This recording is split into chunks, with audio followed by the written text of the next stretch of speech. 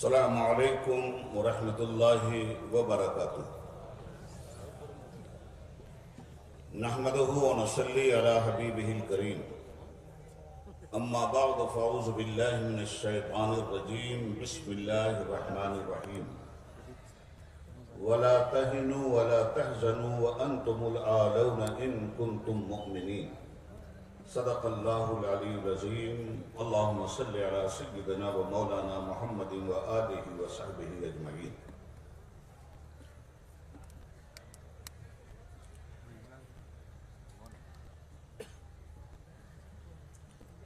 محترم صدر اجلاس، صدر آل انڈیا مسلم پرسنل لا بورڈ، فقیہ العصر حضرت علامہ قاری سیف اللہ رحمانی صاحب، آل انڈیا مسلم پرسنل لا بورڈ کے جنرل سیکریٹری حضرت مولانا فضل رحیم مجددی صاحب، اسٹیج پہ تشریف فرما معزز علماء ملت اسلامیہ، علماء دین ملت، شہر گلستان، بنگلور کی تاریخی سرزمین پر رہنے بسنے والے بزرگوں، ساتھیوں، بھائیوں، آج کا یہ عظیم الشان اجلاس جو آخری کڑی کے طور پر عام جلسے میں تبدیل ہو گیا ہے، اس سے قبل 2 دن تک کنٹینیو عمائدین ملت نے ملت کے سلگتے ہوئے مسائل پر قابو پانے کے لیے دن رات کی جدوجہد کی ہے، اور اب آپ کے سامنے ایک واضح اور مفصل پیغام لے کر آل انڈیا مسلم پرسنل لا بورڈ آیا ہے۔ غالب کبھی ہاتھوں میں علم لیتے ہیں، طارق کبھی موجوں کے قدم لیتے ہیں، ہر دور میں اٹھتے ہیں یزیدی فتنے، ہر دور میں شبیر جنم لیتے ہیں۔ محترم حضرات، ہمارا ملک 15 اگست 1947 کو آزاد ہوا، مگر یہ آزادی تن کے گورے من کے کالے انگریز سونے کی تھال میں رکھ کر ہمارے حوالے نہیں کر گئے۔ 1857 سے لے کر 1947 تک اس ملک کے ہندو، مسلم، سکھ، عیسائیوں نے بے پناہ قربانی دی ہے، تب یہ ملک آزاد ہوا۔ ہندوستان کی آزادی میں ہر ملت کا، ہر مذہب کا، ہر مسلک کا، ہر مشرب کا خون شامل ہے۔ ملک کی آزادی کے بعد ہمیں سمویدھان، دستور ہند بہت دنوں تک نہیں ملا۔ اس ملک کو کیسے چلانا ہے، اس کے لیے بہت پاپڑ بیلنے پڑے ماہرین قانون کو ڈاکٹر بھیم راؤ امبیڈکر صاحب کی صدارت میں۔ مسئلہ ملک کی تقسیم کے بعد کشمیر سے لے کر کنیا کماری کی سرحدوں تک اور گجرات کی کھاڑی سے لے کر گجرات کی وادی سے لے کر بنگال کی کھاڑی تک کا تھا۔ آپ ہم سب جانتے ہیں کہ اس ملک میں درجنوں مذاہب ہیں، اس ملک میں سینکڑوں زبانیں ہیں، ہزاروں تہذیبیں ہیں، اور ملک اتنا بڑا ہے جس ملک میں رنگا رنگ تہذیبوں اور مذہبوں کے رہنے پر ایک بڑی مشکل آن پڑی تھی کہ آخر ہندوستان کا دستور کیسا بنایا جائے جس دستور کے دامن میں ہر ذات کی، ہر برادری کی، ہر مذہب کی، ہر ملت کی اور ہر روایت کی समाई हो सके। 2.5 साल 3 साल लग गए हमारे मुल्क को दस्तूर देने में। मैं हिंदुस्तान की पार्लियामेंट का 18 साल तक कंटिन्यू मेंबर पार्लियामेंट रहा हूं, इसलिए इस बात को 2 मिनट में आपके सामने वाज़ेह करना चाहता हूं। मुल्क तो आजाद हुआ 15 अगस्त 1947 को, मगर इस मुल्क को संविधान और दस्तूर हिंद मिला 26 जनवरी 1950 को। 26 जनवरी 1950 को पार्लियामेंट की सभा पटल पर मुल्क का दस्तूर रख दिया गया और दस्तूर ने यह तय कर दिया कि हिंदुस्तान को चलाने के लिए और हिंदुस्तानियों को एक धागे में जोड़कर रखने के लिए इसी कानून और इसी दस्तूर के मातहत तमाम हिंदुस्तानियों को अमल करना होगा। अब जब हम मुल्क के इस दस्तूर को देखते हैं तो 1947 से लेकर आज तक मुल्क के दस्तूर की रोशनी ही में हिंदुस्तानी अपनी जिंदगी के नशेबो फराज की गुत्थियां सुलझाते हैं। हम मेंबर ऑफ पार्लियामेंट की हैसियत से या हमारे आरिफ मसूद भाई एमएलए की हैसियत से या मिस्टर नरेंद्र मोदी पीएम की हैसियत से या मुल्क के राष्ट्रपति सदर जमहूरिया की हैसियत से या मुल्क के chief justice of India CGI की हैसियत से जब ओथ लेते हैं, हल्फे वफादारी उठाते हैं, तो हिंदुस्तान के कॉन्स्टिट्यूशन की बुनियाद पर मुसलमान कुरान लेकर हल्फे वफादारी नहीं उठाता, सिख गुरु ग्रंथ साहब लेकर हल्फे वफादारी नहीं उठाता, हिंदू गीता लेकर हल्फे वफादारी नहीं उठाता। जितने लोग हैं अपनी मजहबी किताब को हाथ में लेकर हल्फे वफादारी नहीं उठाते, बल्कि दस्तूर हिंद को हाथ में लेकर हल्फे वफादारी उठाया जाता। और दस्तूर हिंद क्या कहता है? हिंदुस्तान की सरजमीन पर रहने बसने वाले सारे लोग हिंदुस्तानी हैं। हिंदुस्तान में जितने मज़ाहिब हैं, हर मजहब की हिफाजत दस्तूर हिंद की जिम्मेदारी है। दस्तूर हिंद पे अमल कौन करवाएगा? अमल करवाने के लिए आपके सिलेक्शन से इलेक्शन के जरिए गवर्नमेंट बनती है और जो गवर्नमेंट अक्सरियत के साथ पावर में आ जाती है, उस गवर्नमेंट की जिम्मेदारी होती है कि उसूलों से मुनहरिफ न होकर हिंदुस्तानियों को मुसीबत में न डालते हुए इनके मसाइल का सही हल तलाश करे। इस मुल्क की आज़ादी इसलिए नहीं हासिल की गई थी कि मंदिर और मस्जिद के नाम पर सियासत की जाए। इस मुल्क की आज़ादी इसलिए नहीं हासिल की गई थी कि लोगों के धर्म कर्म में हस्तक्षेप किया जाए। मुल्क का दस्तूर हिंद साफ तौर पे कहता है कि हर मजहब के लोगों को अपने अपने मजहब पर रहने की आज़ादी है, अपने अपने मजहब पर अमल करने की आज़ादी है, अपने अपने मजहब की तबलीग करने की आज़ादी और अपनी अपनी संपत्ति को और अपनी अपनी जायदादों की हिफाजत करने की आज़ादी। आप इस मुल्क में इस्लाम का प्रचार और प्रसार कर सकते हैं, इसकी आज़ादी। दूसरे मजहब के लोग अपने मजहब का प्रचार और प्रसार कर सकते हैं, इसकी आज़ादी। आप इस मुल्क में मदरसे खोल सकते हैं, यूनिवर्सिटी खोल सकते हैं, कॉलेज खोल सकते हैं, ये आपकी आज़ादी। और इसी मुल्क में 2 तरह के कवानीन हैं। एक कानून को क्रिमिनल कानून कहते हैं और दूसरे कानून को सिविल कानून कहते हैं। सिविलियन कानून अलग हैं और ताज़ीरात हिंद के कवानीन अलग हैं।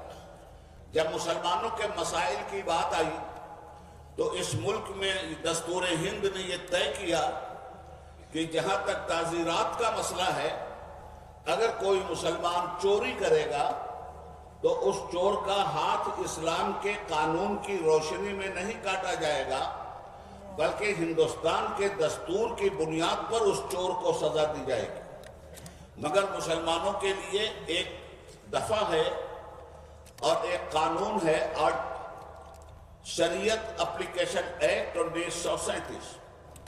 शरीयत एप्लीकेशन एक्ट 1937 में बना था, जो आज भी हिंदुस्तान में नाफिजुल अमल है। شریعت اپلیکیشن ایکٹ میں دستور ہند نے مسلمانوں کے بارے میں جو واضح پیغام دیا، وہ پیغام یہ تھا کہ مسلمان اپنے داخلی مسائل کا حل قرآن اور سنت کی بنیاد پر تلاش کریں گے۔ ملک کی عدالتوں میں حدیث کی کتابیں بھی موجود ہیں اور ملک کی عدالتوں میں اسلامی فقہ کی کتابیں بھی موجود ہیں۔ ملک کی عدالتوں میں ہدایہ بھی موجود ہے اور ملک کی عدالتوں میں فتاوی عالمگیری بھی موجود ہے۔ ہندوستان کے مسلمانوں کا جب کوئی آئینی مسئلہ آئے گا تو 125 CRPC کے تحت نہیں طے ہوگا، بلکہ شریعت اپلیکیشن ایکٹ 1937 کی بنیاد پر طے ہوگا۔ اب شریعت اپلیکیشن ایکٹ 1937 کیا ہے؟ مسلمانوں کے داخلی مسائل، نکاح کا مسئلہ، طلاق کا مسئلہ، اوقاف کا مسئلہ، قبرستان کا مسئلہ، عیدگاہ کا مسئلہ، مسجدوں کا مسئلہ، یہ سارے مسائل اگر مقدمات کی شکل اختیار کر لیں گے تو اس میں گورنمنٹ کو بھی انٹرفیئر کرنے کا حق نہیں ہے اور سپریم کورٹ کے بھی انٹرفیئر کرنے کا حق نہیں ہے۔ یہ مسائل انڈین پینل کورٹ کے تحت نہیں طے ہوں گے، یہ مسائل شریعت اپلیکیشن ایکٹ 1937 کے ذریعے طے ہوں گے۔ یہ اوقاف کا مسئلہ جو آج کا سلگتا ہوا مسئلہ ہے، وقف ترمیمی بل ملک کی فرقہ پرست جماعت لے کر پارلیمنٹ میں دھمک گئی۔ یہ وقف جو ہے یہ مسلم پرسنل لا میں آتا ہے، یہ مسلمانوں کے آئینی قوانین کے تحت آتا ہے، یہ شریعت اپلیکیشن ایکٹ 1937 کے تحت آتا ہے۔ اس بات کو اچھی طرح سے سمجھنے کی ضرورت ہے۔ تو جب یہ مسئلہ شریعت اپلیکیشن ایکٹ کے تحت آتا ہے تو گورنمنٹ الگ سے آخر اس مسئلے پر دہشت گردی کیوں پھیلا رہی ہے؟ یہ مسائل شاہ بانو کیس کا ابھی میرے کسی محترم نے حوالہ دیا، غالباً مولانا اصغر امام مہدی صاحب نے۔ شاہ بانو کیس کیا تھا؟ مدھیہ پردیش میں ایک شہر ہے اندور، اندور میں ایک محترمہ رہتی تھی، ان کا نام تھا شاہ بانو۔ ان کے شوہر تھے محمد احمد صاحب ایڈوکیٹ۔ انہوں نے اپنی بیوی کو طلاق دے دیا تھا۔ ان کی بیگم اس طلاق کے خلاف شہر کی نچلی عدالت میں گئی، مینٹیننس کا مقدمہ دائر کیا، جس کو ہم اپنی زبان میں نام و نفقہ کہتے ہیں۔ چھوٹی عدالت سے لے کر جبل پور ہائی کورٹ کی عدالت تک اور جبل پور ہائی کورٹ کی عدالت سے لے کر عدالت عظمیٰ سپریم کورٹ تک مسلم پرسنل لا کے خلاف کورٹ کا فیصلہ آیا۔ کورٹ نے فیصلہ دیا 125 CRPC کے تحت۔ 125 CRPC کیا کہتا اور شریعت اپلیکیشن ایکٹ کیا کہتی؟ چونکہ یہ مسلم پرسنل لا بورڈ کا اجلاس ہے اور مسلم پرسنل لا بورڈ بنایا ہی ہمارے بزرگوں نے اس لیے تھا کہ مسلمانوں کے انٹرنل مسائل جو شریعت کے ساتھ وابستہ ہیں ان کی ہر اعتبار سے حفاظت کرنا مسلم پرسنل لا بورڈ کا فرض ہے۔ آج اسی فرض کو ادا کرنے کے لیے ہمارے یہ جسم کے اعتبار سے بیمار مگر روح کے اعتبار سے جاندار مجاہدین مسلم پرسنل لا کے یہ نمائندے آپ سے مخاطبت کی سعادت حاصل کر رہے ہیں۔ میں آپ سے عرض کرنا چاہتا ہوں، شاہ بانو کیس میں سپریم کورٹ کی فل بینچ کا فیصلہ تھا، یاد رکھیے گا اس کو، اور 125 CRPC کے تحت تھا۔ اب میں یہ بتانا چاہوں گا، چونکہ مسلم پرسنل لا بورڈ کا یہ اجلاس ہے، تھوڑا سا مجھے موقع 10 منٹ کا دے دیا جائے۔ میں عرض یہ کرنا چاہتا ہوں کہ شریعت کیا کہتی ہے۔ علماء اور مفتیان کرام بیٹھے ہیں، شریعت اپلیکیشن ایکٹ کیا کہتا ہے؟ اگر آپ نے اپنی بیوی کو طلاق دے دیا ہے تو عدت کی مدت تک کا خرچ اسے آپ کو دینا ہوگا اور اس کے بعد وہ عورت بھی آزاد ہے، آپ بھی آزاد ہیں۔ مگر اس کے خلاف فیصلہ یہ آیا اور 125 CRPC کے تحت مسلم پرسنل لا میں انٹرفیئر کرتے ہوئے فیصلہ آیا کہ شاہ بانو جب تک مر کر ہندوستان سے قبرستان نہیں پہنچ جاتی یا شاہ بانو جب تک دوسری شادی نہیں کر لیتی تب تک ان کو سارا خرچہ طلاق دینے والے شوہر کو دینا ہوگا۔ مسلمانوں نے انگڑائی لی۔ یہ مسئلہ 1984-1985 میں چلا اور 1986 جولائی تک چلتا رہا۔ سپریم کورٹ کی فل بینچ نے مسلم پرسنل لا کے خلاف فیصلہ دیا تھا۔ مسلم پرسنل لا بورڈ اسی طرح میدان میں آیا، اور مسلم پرسنل لا بورڈ نے پورے ہندوستان میں اسی طرح لاکھوں لاکھ مسلمانوں کی موجودگی درج کرائی، اور حکومت کو یہ بتایا کہ ہے قول محمد قول خدا، فرمان نہ بدلا جائے گا، بدلے گا زمانہ لاکھ مگر قرآن نہ بدلا جائے گا۔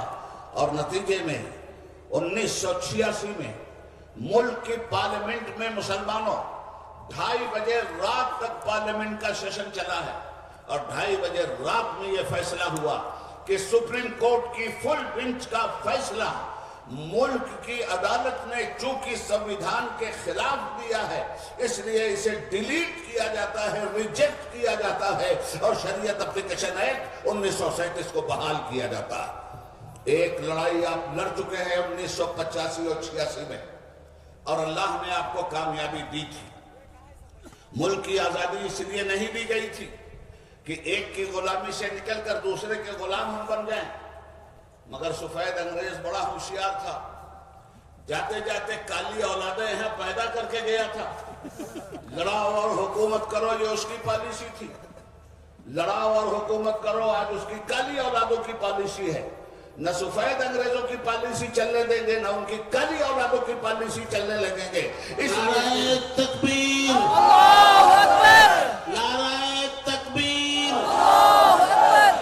مسلم پرسنل لا بورڈ داخلی اعتبار سے مسلمانوں کے مسائل کیا ہیں ان پہ بھی نگاہ رکھتا ہے، اور خارجی اعتبار سے مسلمانوں کے کیا مسائل ہیں ان پہ بھی نگاہ رکھتا ہے۔ آج خارجی اعتبار سے ہمارے حقوق کو ہڑپ کر لینے کی اور ہماری وقف املاک کو تباہ کرنے کی جو سازش کی گئی ہے، مسلم پرسنل لا بورڈ اس پر بے چین ہو کر آج آپ کو بلائے ہوئے ہے۔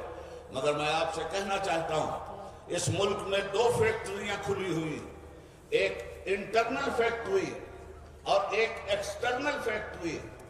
خارجی فیکٹری اسلام کے دشمنوں نے کھول رکھی ہے، وہ دن رات آپ کو تنگ کر رہے ہیں، اور داخلی فیکٹری بدقسمتی سے مسلمانوں نے خود کھول رکھی ہے۔ یہ شراب جو مسلمان پی رہا، اس کی داخلی فیکٹری کا نکلا ہوا ہے۔ یہ جو زناکاری ہو رہی ہے، یہ داخلی طور پہ مسلمان کر رہا ہے۔ یہ جو سود کھا رہا ہے، یہ داخلی طور پہ مسلمانوں کا مسئلہ ہے۔ مسلمانوں کو حکومت نے نہیں کہا ہے کہ سود کھاؤ، مسلمانوں کو کسی باہر کی طاقت نے نہیں کہا ہے کہ شراب پیو، مسلمانوں کو کسی باہر کی طاقت نے نہیں کہا ہے کہ تعلیم مت حاصل کرو۔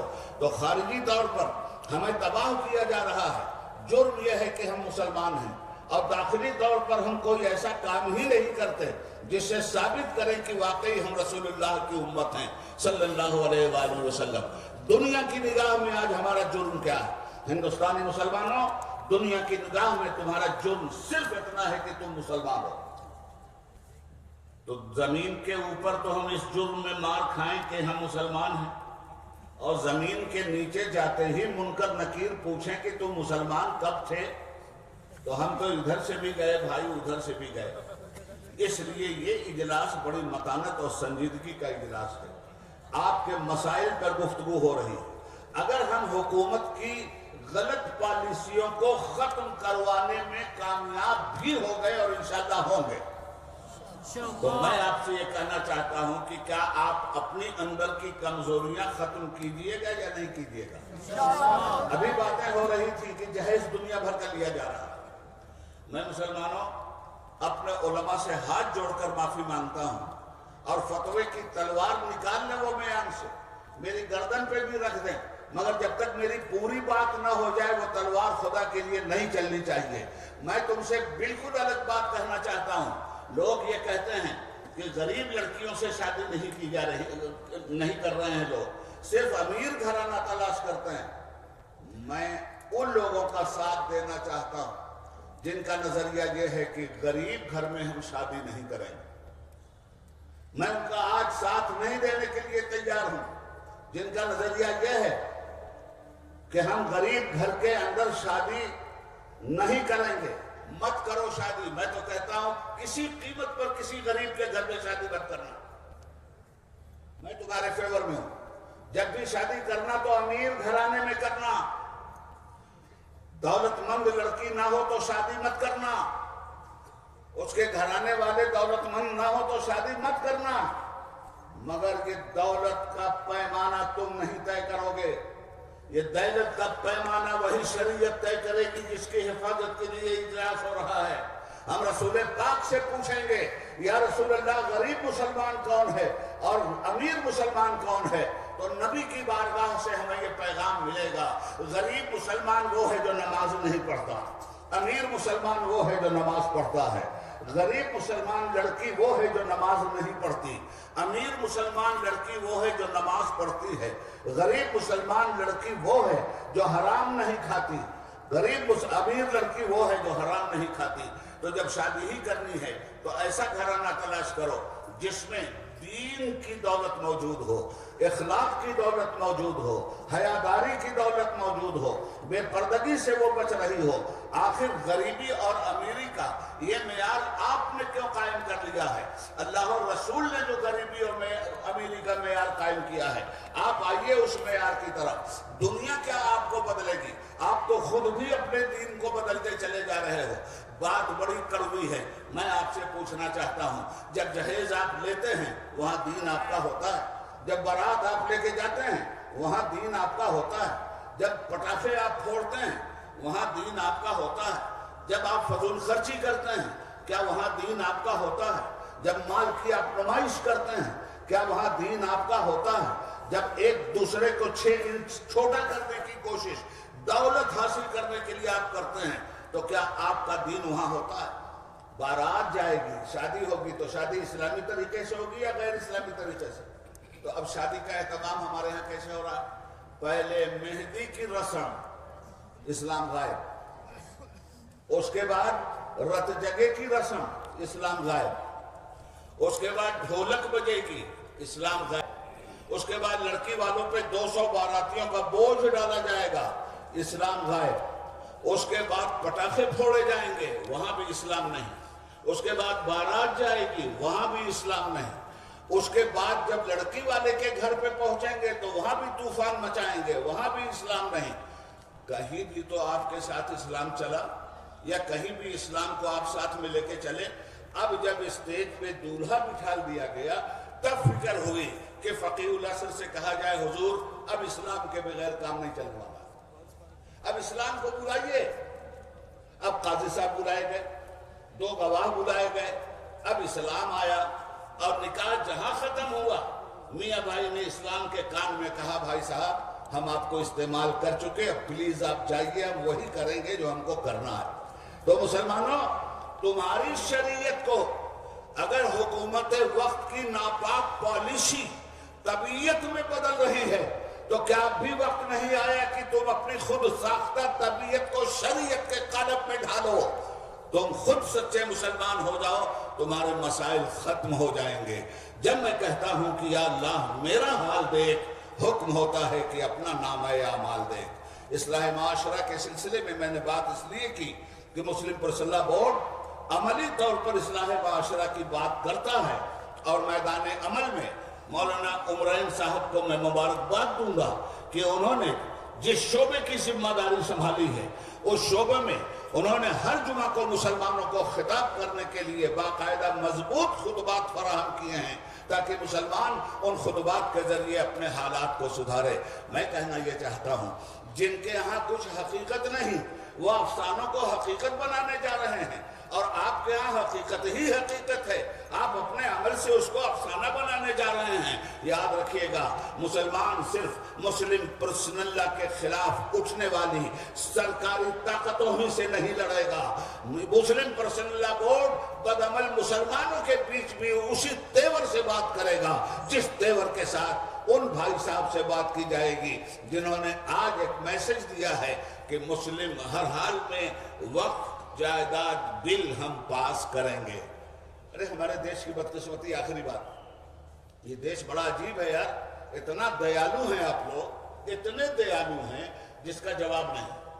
ایک صاحب 2014 میں آ گئے تھے اور ان کا بھائیو بہنوں میں چائے بیچنے والا تھا، آپ کو رحم آ گیا، دن پرائم منسٹر بنا دیا آپ کو. تو اگر چائے ہی بیچنے والے کو بنانا تھا تو کیلا ٹھیلا پہ رکھنے والے مر گئے تھے کیا؟ کسی پان بیچنے والے کو بنا دیا ہوتا پوچھ کے تو یار چونا لگاتا، آج تو بلا پوچھے پورے دیش کو چونا لگایا جا رہا ہے۔ تو ہم یہ چونا لگانے میں انہیں کامیاب نہیں ہونے دیں گے۔ آخری بات یہ ہے دوستو کہ پرسنلہ بورڈ اپنی واضح پالیسی آپ کے سامنے رکھے گا۔ ہمیں ضرورت پڑ سکتی ہے، ہمارے کسی ساتھی نے کہا تھا کہ سنسد میں تم بیٹھے ہو، سڑک ہماری، تو سڑک آپ کا انتظار کر رہی، اور وقت آنے پر اگر بورڈ نے آپ سے یہ گزارش کی کہ اب آئیے سڑک پر، تو آپ پورے ملک میں بورڈ کی آواز بن کر یہ بتلا دیں گے ان لوگوں کو کہ نہ جھکے تھے نہ جھکیں گے۔ اللہ رب العالمین ہمیں اور آپ کو استقامت عطا فرمائے، داخلی اعتبار سے بھی ہمارے مسائل کا سد باب فرمائے، اور خارجی اعتبار سے بھی ہمیں قوت عطا فرمائے کہ مسلم پرسنلہ بورڈ کامیابی کے ساتھ آپ کی نمائندگی کرنے میں اللہ رب العالمین کی بارگاہ میں سرخرو ہو جائے۔ خدا حافظ۔